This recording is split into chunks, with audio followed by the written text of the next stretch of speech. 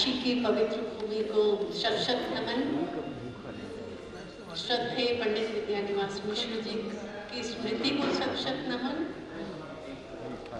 विद्यानिवास मिश्र जी के साथ इस बार की यात्रा पूर्व यात्रा से भिन्न रही। यह यात्रा उनकी स्मृतियों की थी, जिनमें प्रवेश करना और आगे बढ़ना उद्दाम लहरों से भरे सागर में प्रवेश करने जैसा रहा, जहाँ गहराई में धंसे बिना उन्हें उन पलों के मोतियों को चुनते देख पाना संभव न था।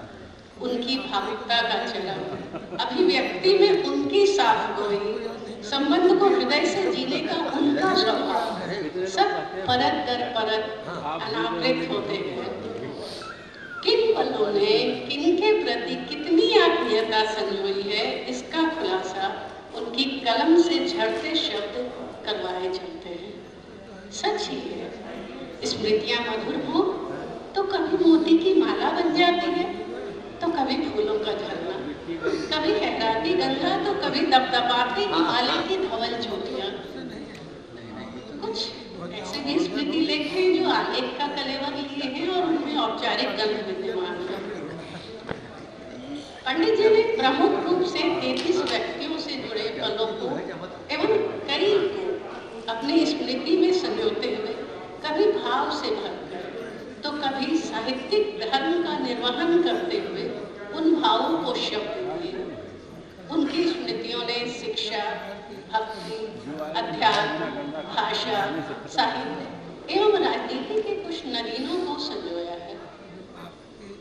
शीर्ष की स्मृतियों की अगर हम बात करें तो उनके जीवन में महत्वपूर्ण नाम आता है उनके गुरुवर आचार्य शेखर चट्टोपाध्याय जी का, जिन्हें उन्होंने अपने जीवन को सुसंस्कृत बनाने का श्रेय दिया।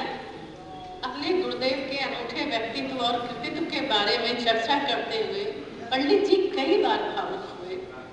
एक सहज, सरल, वात्सल्यमय किंतु कर्म एवं कर्तव्य के प्रति दृढ़ अपने गुरु के ज्ञान एवं उनकी ज्ञान पिपासा, कट्टर ईमानदारी, पुरातन जीवन शैली एवं अधुनातन विचार, जिसकी बात हो रही थी थोड़ी देर पहले।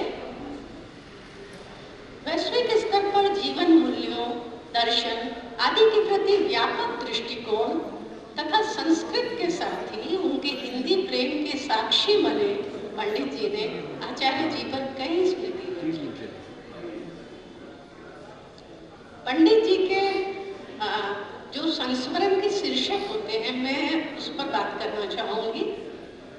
जैसे आचार्य जी के लिए जो उन्होंने 3 शीर्षक संस्मरण लिखे।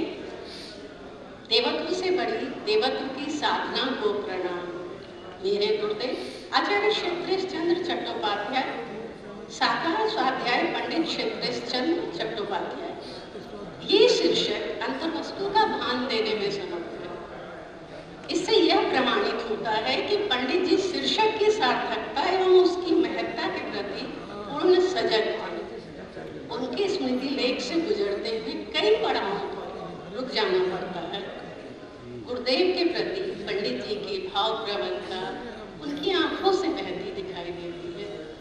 किसी आत्मीयत का बिछो उन्हें कितना साधता रहा, यह उनकी स्मृतियों से स्पष्ट होता है। अगर मैं पंडित जी के शिष्य की स्मृतियों की बात करूं तो उसमें मुझे नाम आता है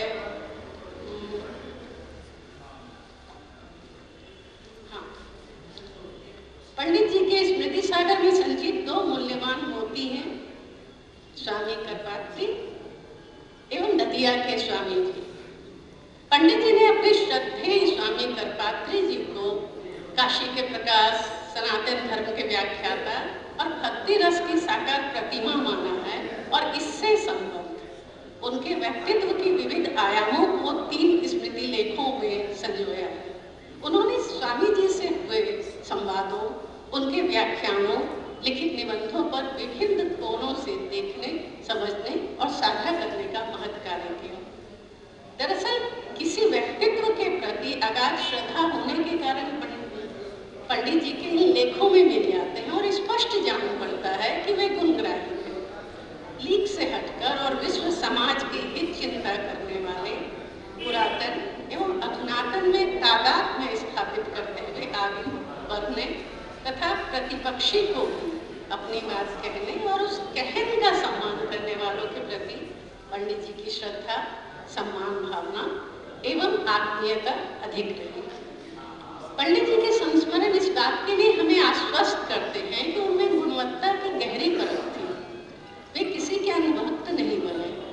उनके विवेक ने, उनकी भावना, संवेदना, मानवता के प्रति साहित्य और समाज के प्रति उनकी करुणा ने जिन्हें योग्य पाया, वही श्रद्धा और आत्मीयता के पात्र हुए।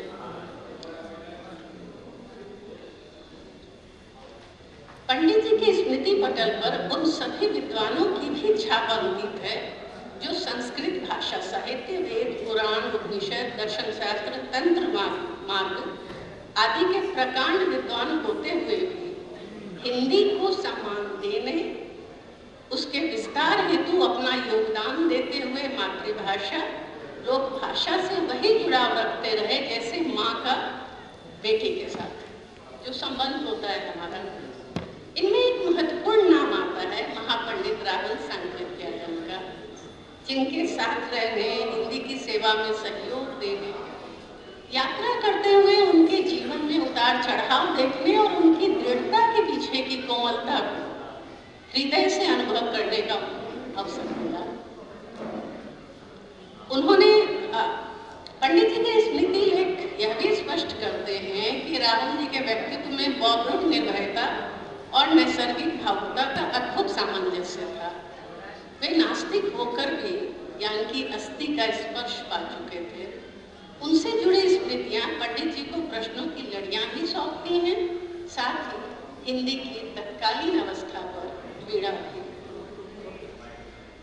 कभी कभी लगता है कि राहुल जी के साहचर्य में ही पंडित जी यह समझ पाए कि संस्कृत से आया आदमी हिंदी को तत्सम शब्दों से बोझिल नहीं बनाता, बल्कि लोक से आई हुई भाषा का रस ग्रहण करता है, क्योंकि संस्कृत की चिंतन परक भाषा जनजीवन से उदाहरण लेती है।